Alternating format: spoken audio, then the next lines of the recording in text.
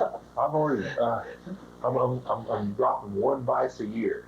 Oh, And, And I drink since I told you big enough to can leg. When Dad took a notion to drink to pour me some whiskey. And I blessed my wife, and they was over at Glenn's eating supper, and I got everything ready with my RC, my glass, and everything. I picked my whiskey bottle up, and I said, hell, I don't want none. I set it back down, and I've never touched it since, and that was in '83. good for you. Never, no shape, form, or fashion, I touched it since. But you're the last person in the world that I'd ever thought to quit smoking. Me up my Prince Albert smoked. Well, I remember smoking rabbit tobacco. where'd you grow up? Well, I growed up on Copeland until I was around 12. Identify yourself too. Yeah. And then from then on, I've been on my own. Can you tell me, they call you Nub? Yeah. What's your whole name? My name is Charlie Leonard Vance. Why do they call you Nub? When I went to work for the Park Service in '46, a fellow by the name of Walt Cole couldn't think of a name, and he called me Nubbin. And after a while, the boss said, well, now what did he call you? Oh, he said Nubbin. Well, they called me Nubbin now for a year, I guess, and then they left it off and it went to plain Nub. That's in 1946. Did Wilford ever teach you? Yeah, just one time out here, he taught me on the, although a teacher was off sick. And that's when he wrapped me over the top of the head with a hickory and it clapped down on my jaw. What were you doing? Whispering. Did he come in there? Did he warn you? No, he warned me that hickory. He just went right across the top of the head and no whisper. Where?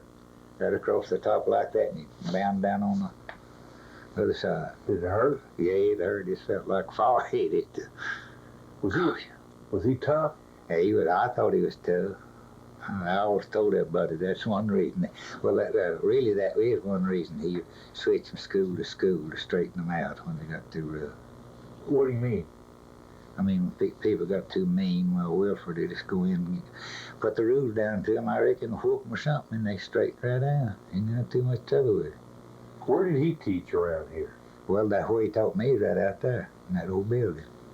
Right here at Pittman Center. Yeah, right here at Pittman Center. It's it's a building out there now. They built it and had schoolroom classes in it. For somebody who doesn't know anything about this area, describe where Copeland is. Well, Copeland, you will go from Pittman, you go around here to the road, to the river, and go up the river practically 400 foot, and this creek comes out from Webb's Creek. We say from Webb's Creek, you go up the river, say 400 foot, and you come to a creek. That is Copeland Creek. It runs the same direction as Webb Creek does.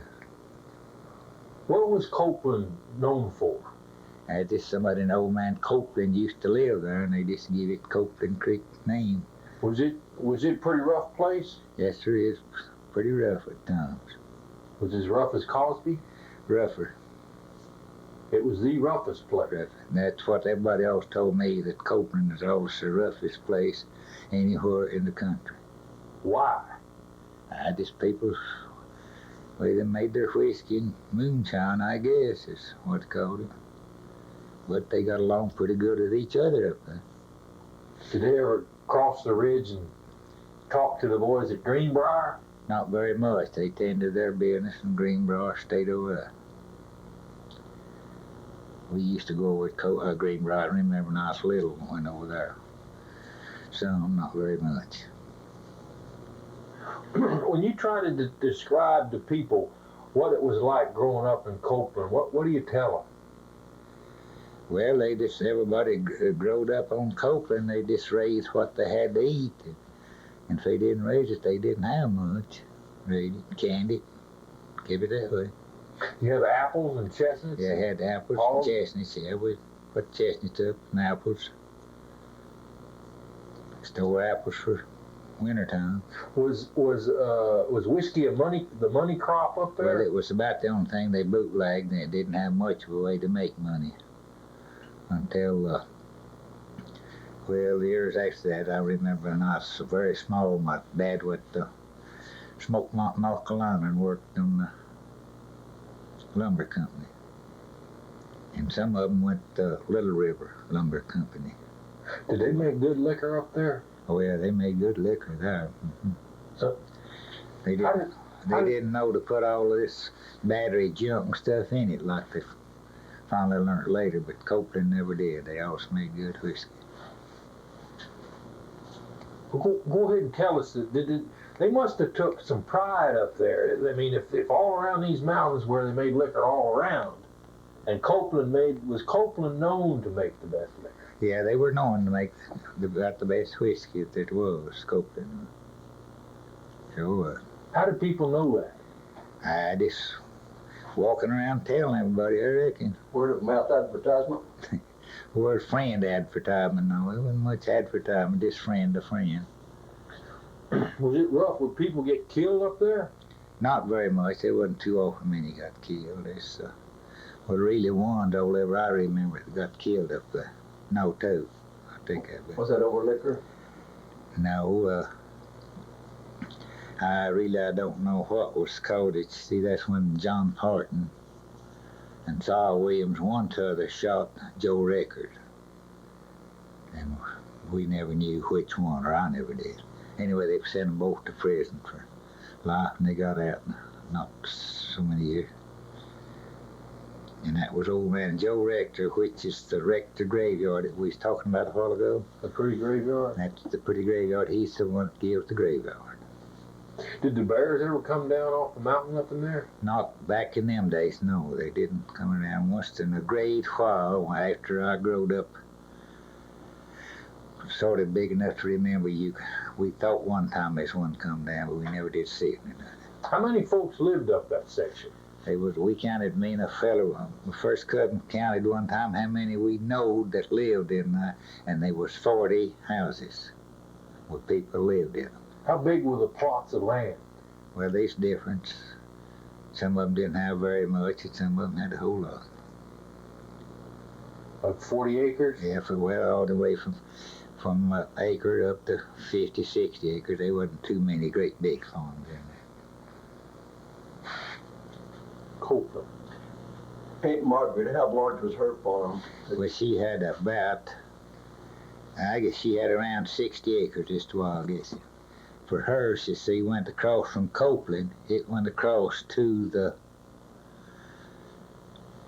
Emerald Coast side, which is up from Price's Walnut Orchard. You didn't know that, did you? Yes. Up from Price's Walnut. Well, that was Aunt Margaret's in there, and he come back around, tuck in the Camp Rock and all. I'd say she had 60 acres. Well, that's wild guessing. I wouldn't really know. Didn't know where the line. People named after her locally. It never got into the geological place names, but the Aunt Margaret Red Top is Red Oak Forest is named after her.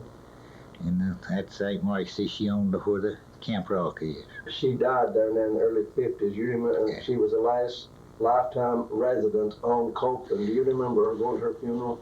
Yeah, I went to the funeral, but after she died, that left her son there, and he lived there a little while longer, and then he had to come out. Does it make you a little jealous, or what do you think when people talk about Cosby being the great moonshine place? You sort of know about Copeland. Yeah. Well, I sort of learn about Colby too. People are going after Copeland, so they let up making it, and they got to go into Colby and getting it. And that's back when they growed up, and I know them hiking up there with 50 cents to get them a jar of whiskey. How far is that? That's around 17 miles. That's wild guessing. I really don't know, but I have known them going hiking up there with 50 cents to get them a jar of whiskey. Walking 70. That's how good they like their whiskey, I guess. So when Copeland became part of the park, you figure that Cosby got all the liquor business? Well, yeah, then it mostly all went to Colby, and then Colby was the biggest liquor state. I mean, the liquor country around anywhere that I ever heard of. Colby turned out to be the biggest. It's a lot bigger than Copeland or anything I ever heard of here. But back when you were growing up, Cosby couldn't hold a candle. Well, back when I was growing up, really, I didn't know too much about Cosby. We had no way to go but hike or something, and so we didn't learn too much about it. Just hear what people say about it. How does a place like Copeland get a reputation for being tough? Just people coming in, I reckon, and started it. People get their head busted coming up there? They get in trouble. If they come in, I want trouble, they could always get it. Somebody. Who would dish it out? Well, different ones, according to what they wanted. They were kind of clannish, I believe, as one of my friends said, that they got along with each other, but they didn't get along too well with some newcomers because you never knew who they were, and you held them as suspicious. They had to prove themselves first, and so if they came in with a arrogant attitude, that's when they got into trouble. Yeah, the newcomer had to come in and behave himself, or he really got into trouble. And as far as the people along, they get along pretty good. Well, you always got one or two meanings in the country. Did you have a school up there? I had one down on the lower end of it back, I don't remember, I just barely remember. My brothers are coming in from school. And then I remember when they built Pittman, and they tore that one down. You never went to school on Copeland? No, I never went to school in Copeland. Lloyd, Jim, and John went. No, I never did. The first time ever I went is out here. That was part of the school system that was started by the Home Mission Board of the Methodist Church. And you showed me where the school sat. Yeah. Mm-hmm. But I thought you had gone up there. No, I never went there. You see, I lived on there, though. So I wasn't out of Copeland. I was a great big young. Fact of the matter, I was at Knox before I was at Seversville. Do you ever remember the stories of the Whitecaps coming up there? I just remember what I've always been told about the Whitecaps, that they did come in and hung my grandmother because she wouldn't tell where one man was, and he was close enough. When they left, he cut her down, and it didn't. And she didn't die. She lived through it. Who were the Whitecaps? What was? Well, that is just somebody they did. That was something that was started out as a good thing. I always heard that to make man take care of the family and stuff like that, and then they just got worse and worse and got to killing people and doing stuff they shouldn't have done, and they got caught up with a lot of them, hung them, and got rid of them. When did this occur, and were these guys Ku Klux Klan members? No, they was not Ku Klux Klan. We called them Whitecaps, is all I knew about them. Were people afraid of them? Yeah, they were afraid of them. Did they ever ride up Copeland, and was ever anybody out there to meet them? No, the only time I've ever known them being on Copeland is when they hung my grandmother, and they never come back. Because everybody got ready for them if they come back, and so they never did come back to Copeland. There's nobody ever knowed of.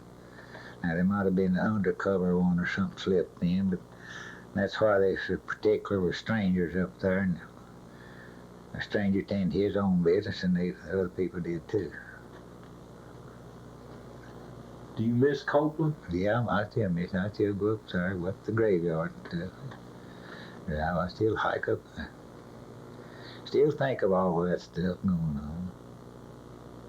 How would neighbors alert each other if there was a stranger in the midst? I know you had, one of your big things was you had a lot of dogs, and when dogs start barking, that's an indication.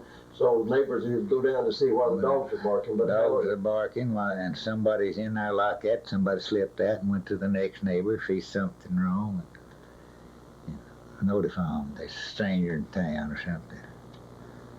They just slip out. Everybody looked after him. They treated him good as long as he would them. You mean like somebody, if I come up there, and somebody in the first house, regardless of what I was doing, somebody would slip out the back and go tell the next guy? The next guy'd know you, sir. Sure would. This is because there were a lot of children in the household. How many brothers and sisters do you have? Well, there was 9 of us. So in the event that some stranger came to your house, you might be the one that slip off to the next house. Yeah, well, there's really 7 of us is all is ever together. I had 2 brothers that died at the time I was gone. I never did remember. But they were 9 altogether. 11 altogether, 9 living. Do you remember your mom or daddy or sending you out to tell the neighbor that there's a stranger coming? No, I never did remember that. I was pretty small when my mother died. I was about 6-year-old. I know you kind of lived an unusual life on Copeland because you were kind of treated as an orphan after your mother died. Your father broke up housekeeping. Yeah, and you was thrown from pillar to post. You want to comment on where you went to live? Well, I went to, my father took me from here to Jefferson County. That's 3 miles out of Danridge. Then we called it the Knoxville Highway, but now they call it the Asheville Highway from Danridge to Knoxville. It's 3 miles down there. Took me down there and gave me to me. I stayed there for I don't know how many years. I don't remember that. Finally got into it. His wife, I was going to ride the bulger wagon, and she wanted to get wood, and I was going to take the bulger wagon to haul wood, and she thought I was going to ride, and she jumped on me and run me off, and I left, and never did go back. Then I come back to Copeland and lived around a while, and went to North Carolina. I had a sister that moved over, I went over there, and I stayed there a while, and come back to Tennessee. Most of your, Charlie, I think, Copeland Creek in your day was just like a lot of these others. They lived from hand to mouth. Yeah, hand to mouth. Poverty. Yeah, and that wasn't true with Greenbrier. I think Greenbrier was more affluent. Greenbrier stores. Yeah, and they produced a lot of. Talk about Greenbrier. Yeah. Mm-hmm. Are they both up that way? Yeah, they're both up the same way. Both of them since little and big. Well, now I believe they call it right-hand prong, left-hand prong. That's where the big and the little come in, I'm pretty sure. Oh. They just change things.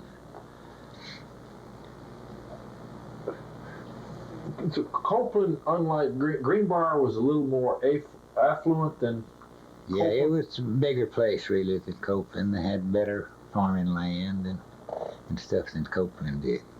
When did you have to move out of there? Well, let's see now. That I can't hardly remember, but they bought it, come through and bought it up, I believe, in '36, and then people just started fading out from there on.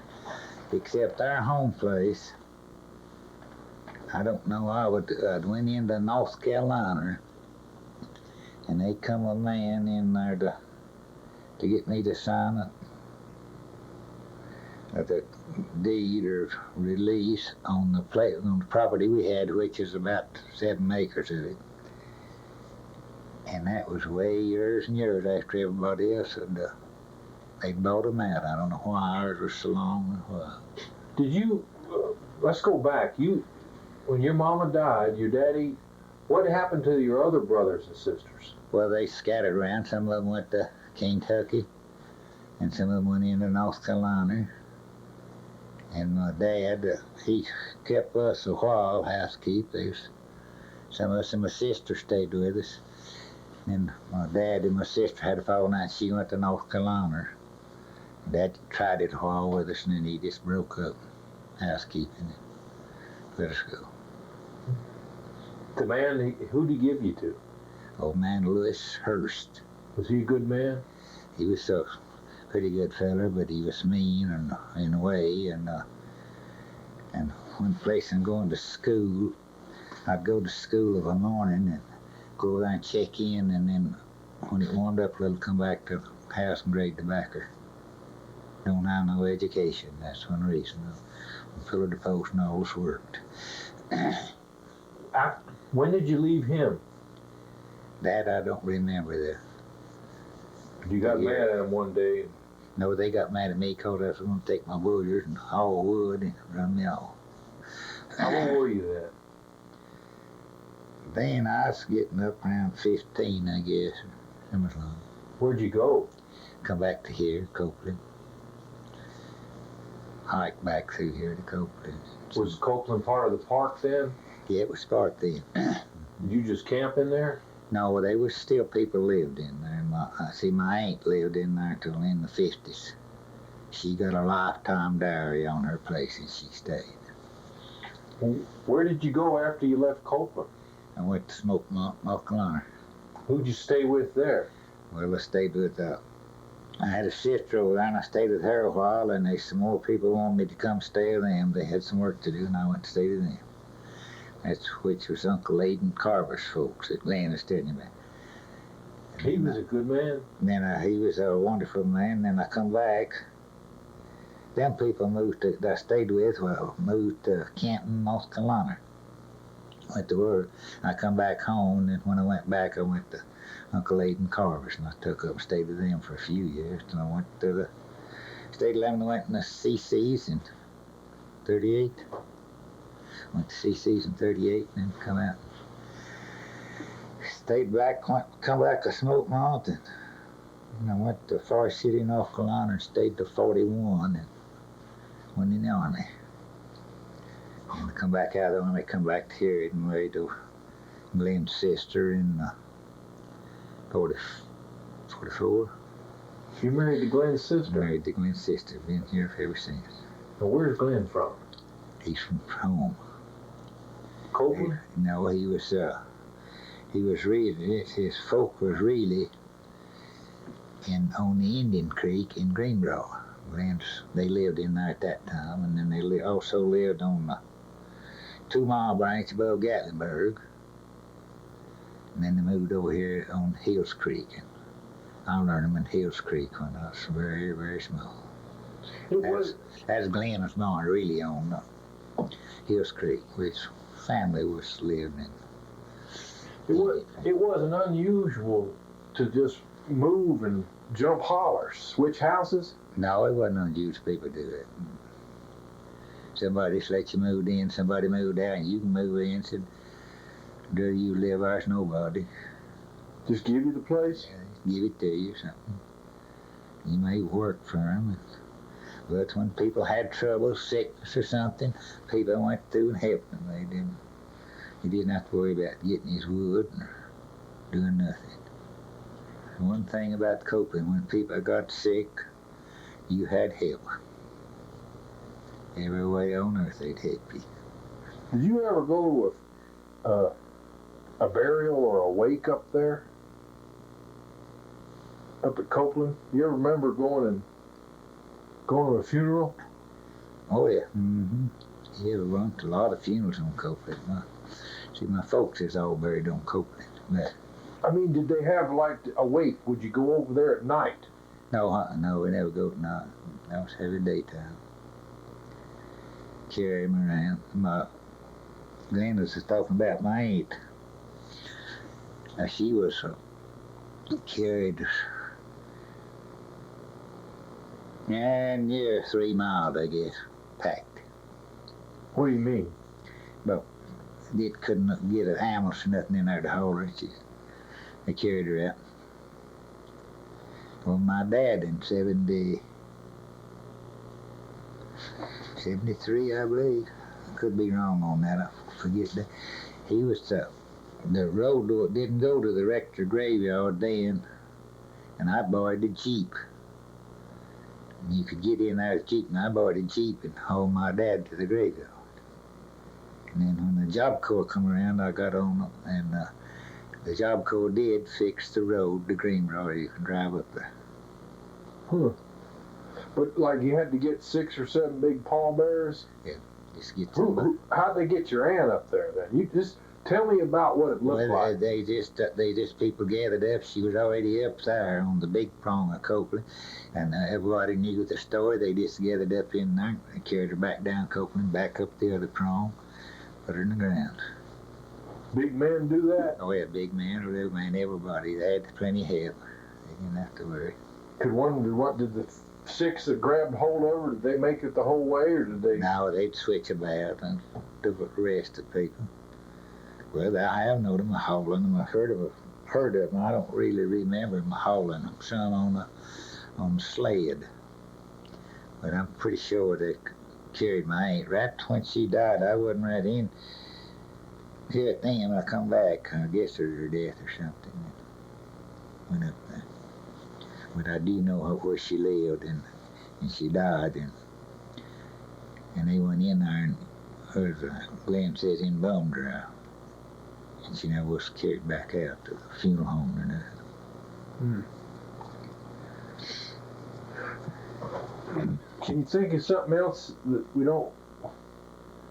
There's a bunch of things about that country we don't know nothing about. There's a bunch of them that I used to know about, and they some of us some stuff went on Copeland that I wouldn't tell. I won't mention on that and get it out. That's there's some of it I would not that I will remember, but I will not tell it. Did you ever see a hanging up there? No, I never saw that. Never saw the hanging up there. They never. Wild women. I saw a few fights or something up there. Was there some wild women up there? No, the women wasn't too wild. They was pretty nice. But once in a while, when you get a little intoxicated or something. I have known a few of them getting into a fight or something. Over a women? Yeah, they'd had a drink or too much. Some of them too much. We don't have to use any names, Nub. Won't you tell us what kinds of things that about Copeland that no one will ever hear unless you tell it? Well, I can tell you funny. There's some of his children still are living and stuff. Well, Glenn knows some of them, and I'll tell you that one fella, he was Jim Loveday, and this lady, Big Moss Cardinal, which is really related to Glenn, had some taters, and Jim agreed to dig them one half for the other, and he actually said, well, now what? He said, you want me to just go through and dig every other row? She said, yeah, that's the way to do it. Well, he went through and dug every other row and quit. She had to dig her own taters. And I well remember that. Now that I know I saw. And another thing he done, this lady wanted him to, she let him have a hog to feed on the hives. It's a big hog, and she let him have to feed on the hives. And now this I know. Now what's that in the half? One half for the other. Otherwise it's what we call it fattening, but they said feed it. That's what Jim Loveday done, and she said, yeah. She said, you take it and feed it. And he says, Dory, said, when do you want me to kill this hog? She said, Lord, Jimmy, honey, anytime you want to. Well, he took it home and fed it that night and got up the next morning, killed it, and sent her word to come get her hut. And I remember she cussed all the time, or with a talk of the hand, she said, whine, but I got off suing him. And she sued him, but there wasn't a thing she could do, because he asked her, when you want me to kill it? She said, Lord, Jimmy, honey, anytime you want to. Now that's the truth. That wasn't no story. That was all true. I know about that. It was He didn't have any idea of what he was supposed to do. No, he knew. See, he just done that way. He just ended up. He ended up with a half a hog by feeding it one night. I guess Oliver Husker knows about that. Heard about it. I've heard that. Yeah, and about him digging Big Marsh table, Big Marsh Cardwell. It's clean. He dug a hay, and he dug his row and let hers go. That's the kind of fella I remember him. I remember seeing him and his wife digging the taters when they dug.